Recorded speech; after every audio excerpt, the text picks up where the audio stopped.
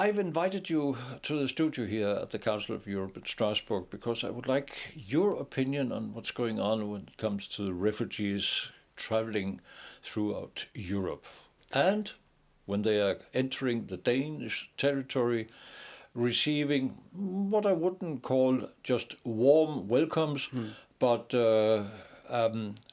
people are looking in their eyes, asking why Denmark? Well, the Danish government position is quite clear. We want to help everyone who is in dire need.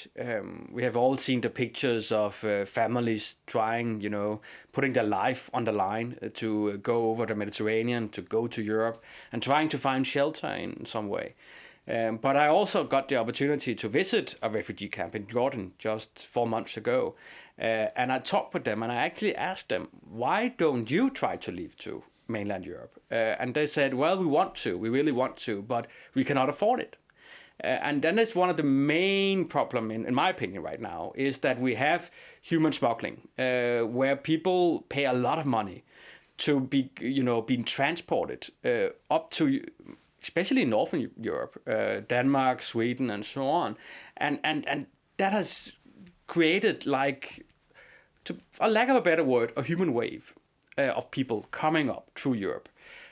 So the Danish position is quite clear. We want to help them, but we cannot just have open borders. But you disagreed to the quota or arrangements. It came down to 1,000 you accepted to be let into the Danish territory.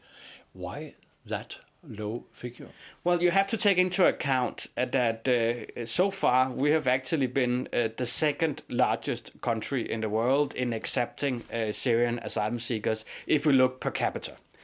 Sweden is number one. And therefore we actually believe we have to find some kind of, not a quota system, because as you know we have the opt-out on that regard in EU, but we have to find some kind of burden sharing. We have seen numerous Eastern European countries that hasn't taken in very high numbers. We have also seen a big country like UK taking in only very low number. And then we have seen outside of the EU, Gulf state countries that have taken like nothing.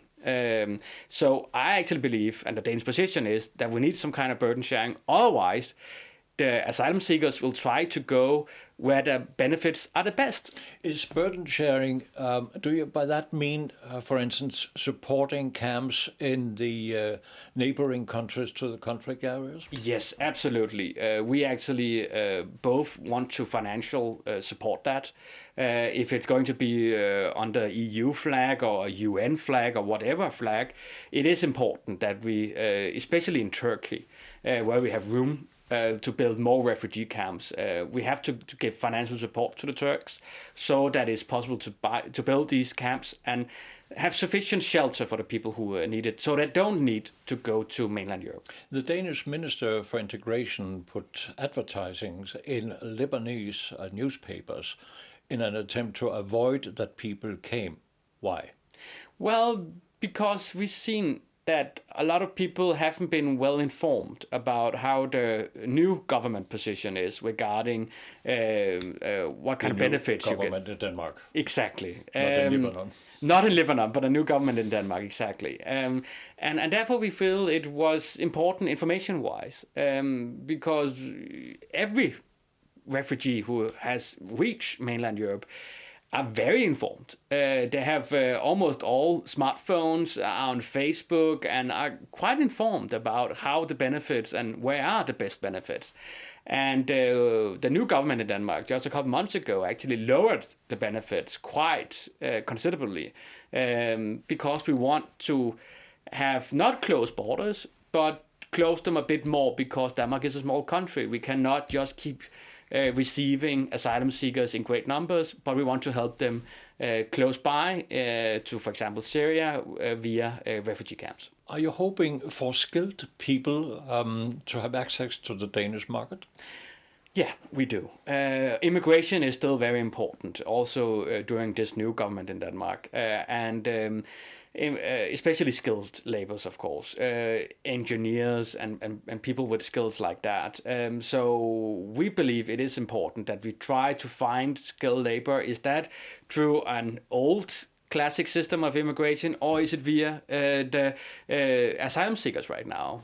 That is the discussion we're having right now. And does that indicate that not skilled people will be put on a plane and go back?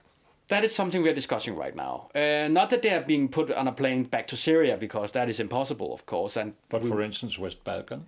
That could be a possibility. If we can find some kind of solution regarding refugee camps or UN camps or EU camps, call it whatever you like, that is something we are discussing They right have now. sold their homes. They have nothing to return to. Will you give them a sack of money to start again? That is also something we are discussing right now. We are looking on all kind of possibilities. You have to take into account this is not a new problem, but it's a problem that has skyrocketed just 3 weeks ago. So now we are trying to find fast solution very fast.